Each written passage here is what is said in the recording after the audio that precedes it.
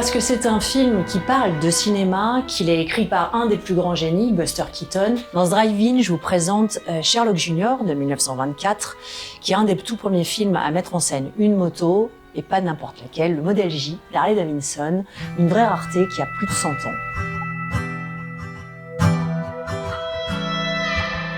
Alors l'histoire d'Harley Davidson, où en fait c'est plutôt la légende, elle commence dans un cabanon de jardin en 1903 par deux jeunes Américains qui vont rajouter un moteur à une bicyclette, donc ça va devenir une motocyclette. À force de perfectionnement et d'aider ses frères, d'Arthur Davidson, ils vont passer d'un petit atelier comme ça à une usine. Et ensuite, c'est la Première Guerre mondiale qui va venir faire exploser la production de ces motos en proposant des sidecars et des porte-mitrailleuses pour l'armée.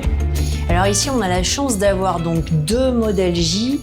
La petite particularité, ce modèle a été fait entre 1915 et 1929, c'est d'avoir les 3 vitesses. On a le freinage au pied, uniquement frein arrière. On a le moteur bicylindre en forme de V, qu'on appelle le V-twin. Après, la dernière petite signature de ce modèle, c'est cette teinte vert olive. Donc c'est cette moto que Buster Keaton va choisir de mettre en scène, mais les motos au cinéma, ça commence un tout petit peu avant. En 1914, ce sera Chaplin en premier qui va mettre en scène une Thor en 1914, donc Mabel at the Wheel, et suivra Harold Lloyd qui va faire une course-poursuite assez fameuse entre deux Harley et une Anderson dans Get Out and Get Under en 1920. Et après, on a une des rares actrices avant Brigitte Bardot à être mise en scène avec une moto, ce sera Esther Walters qu'on voit surfer en 1919 sur une Harley. Il faut faire un petit rappel, en 1924, on a donc des très très beaux véhicules, mais ils sont pas d'une très grande précision côté freinage et maniabilité. Donc faire des cascades, ça relevait vraiment du grand art croisé de chance. Côté cinéma, on a encore des caméras à manivelle, des bobines de pellicule qui durent 30 minutes et surtout, on ne pouvait pas visionner ce qu'on venait de tourner instantanément. En 1924, Buster Keaton n'a donc que 29 ans, il en est déjà à son 4e long métrage et il tournera donc cette année-là Sherlock Jr. Buster Keaton incarne un jeune projectionniste, rêveur et maladroit, accusé à tort d'un vol. Il est rejeté par sa bien-aimée et donc il retourne à son poste de projectionniste, s'endort et rêve qu'il rentre littéralement dans le film pour résoudre son enquête. Dans le cinéma burlesque, on a vraiment cette marque de fabrique qui est l'homme face à la marche du monde écrasante, le corps face aux machines, plutôt en conflit qu'en dialogue. Des personnages qui sont toujours dépassés et donc qui sont en chute permanente. Keaton, il sort du lot par le personnage qu'il crée avec ce visage un peu impassible, son sourire, et c'est pour ça qu'on l'appelait Stone Face. Et il va être un génie multifonction puisqu'il est acteur, réalisateur, producteur, cascadeur, monteur, régleur cascade. C'est un des premiers à mettre en scène une moto de façon virtuose vraiment, où Buster Keaton va à la fois faire les cascades, les réaliser lui-même, mais aussi utiliser les trucages, les surimpressions, les arrêts sur image qu'on pouvait faire à l'époque, puisqu'il n'y avait pas d'effets spéciaux. Si on fait des arrêts sur image, on peut distinguer ce qu'il a inventé et ce qui est de l'ordre aussi de la prouesse physique et technique. Par exemple, il va doubler lui-même les autres comédiens quand il doit faire des cascades. Donc, quand le facteur est éjecté de la moto, c'est lui qui tourne 2 fois cette scène en faisant celui qui est assis sur la selle et ensuite son propre rôle assis sur le guidon. On a toutes les scènes où il est tout seul sur le guidon. Donc ça, évidemment, c'est filmé au ralenti et ensuite diffusé à vitesse un peu plus rapide. Et on peut voir les piétons derrière, les autres véhicules qui passent un peu de façon accélérée. Donc c'est à ça qu'on peut repérer que ça a été tourné au ralenti. Alors il se pourrait que pour la scène de la moissonneuse-batteuse, que Keaton soit positionné en avant sur le guidon et garder cette posture qu'il a dans les autres séquences, mais ait créé un système de prothèse peinte en noir pour recréer l'illusion de ses jambes. C'est vraiment l'illusion parfaite.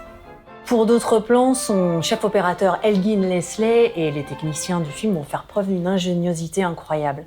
Par exemple, la séquence du train, on a ce châssis monté sur remorque et la remorque est filmée reculant, le train aussi. Et il y a juste les cheveux de Keaton qui peuvent trahir de l'inversion du mouvement qui a été mise au montage. Miniature et surimpression, c'est vraiment du bricolage de précision et c'est le génie de Buster Keaton. Par exemple, sur cette séquence, si vous faites un arrêt sur image, vous allez voir qu'il y a une troisième roue qui est dissimulée et des cordes de traction qui servent pour ce gag. Dans le film, on peut voir que Buster Keaton s'empare d'un modèle de 18 et peut-être de 22. Il adapte au gré des cascades de ses besoins techniques. Donc parfois, on voit qu'il laisse la boîte à outils pour plus de stabilité. Sa marque de fabrique, c'est d'installer une attelle en acier sur le guidon. Ça, il l'a déjà fait dans One Week en 1920. Ça lui permet d'avoir un peu plus de maniabilité. Et parfois, sur des petits arrêts sur image, on peut voir que la selle était pas vraiment bien replacée là où il fallait, mais bon, on lui pardonne. Et donc, il y a plein de petits changements comme ça. Il a évidemment un autre châssis en plus qu'il a pu visser sur une remorque pour toutes les scènes où on le voit cadré en plan assez serré, qui fait qu'il est sur une remorque et qui sécurise les 3/4 de ses cascades. En dehors de la séquence de la moto, on a évidemment plein d'autres trucages comme ça qui sont hyper nouveaux pour l'époque, comme par exemple le fait de rentrer dans l'image du film. C'est-à-dire qu'il a filmé un film projeté, puis il a arrêté l'image et il a mis réellement les comédiens en scène dans cette séquence et il a repris le tournage. Keaton est vraiment le premier à faire des cascades aussi risquées. D'ailleurs, dans son film Cadet d'eau douce, on connaît un peu cette image assez célèbre de la façade de maison qui tombe sur lui. Et ça, c'est assez impressionnant parce qu'il n'avait pas de doublure.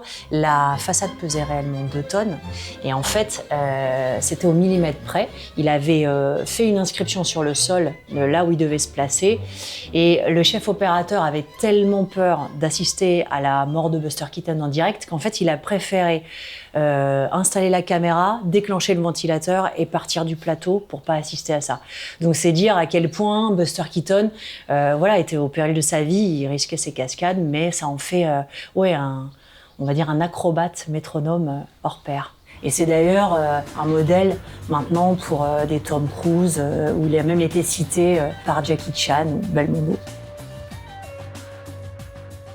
Voilà, Sherlock Junior, c'est la rencontre entre le génie d'un réalisateur et une machine tout aussi incroyable. Un genre de cinéma où le corps humain rencontre la mécanique dans un équilibre fragile mais spectaculaire. On retrouvera cette idée chez le génial Jacques Tati avec l'homme toujours écrasé par la modernité, le système et les machines. J'espère que je vous ai donné envie d'aller voir Sherlock Junior et on se retrouve pour un prochain épisode avec d'autres raretés que je vous ai trouvées. À très bientôt.